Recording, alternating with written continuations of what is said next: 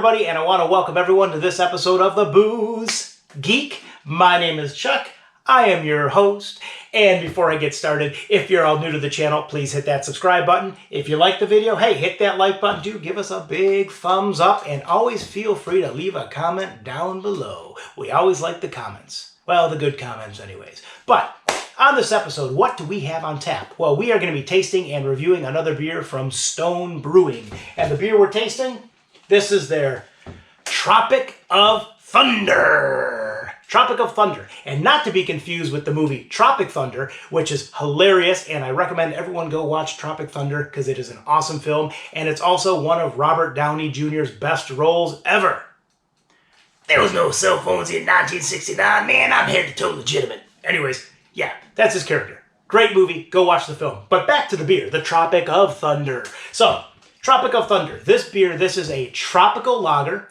This beer clocks in at 5.8% ABV, and it's got an IBU of 45. And it's made with 3 different types of hops, and those hops are Cashmere, Citra, and Mosaic. So, Tropic of Thunder, baby. Here we go. I guess if you're stranded on an island, you got this. Well, let's see what happens. But yeah, let's get this review started. Let's crack the top on this one. Here we go.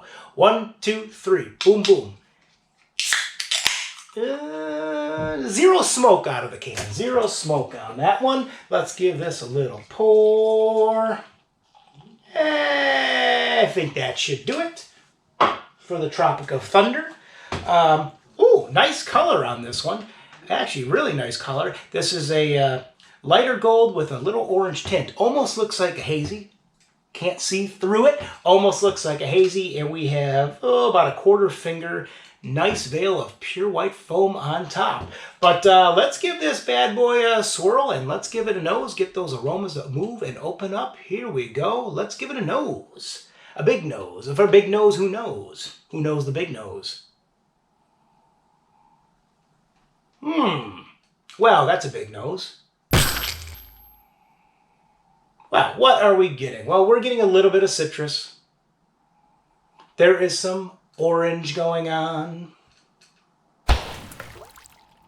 There are some notes of grass as well. But I gotta admit, on the aroma-wise, I mean, on the nose, it's got a big malt backbone nose. Yeah, and it's kind of overpowering everything else.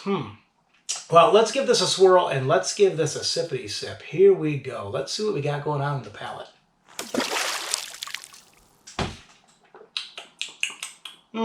Well, okay. Well, first of all, the beer definitely borders between a light-bodied and medium-bodied. I mean, the needle's kind of tipping a little bit towards light, but I mean, it's right on the border. But those flavors, what do we got going on? Well, it's kind of actually similar to the nose. We have a little bit of that orange is coming through. There's a hayness or a grassiness coming through.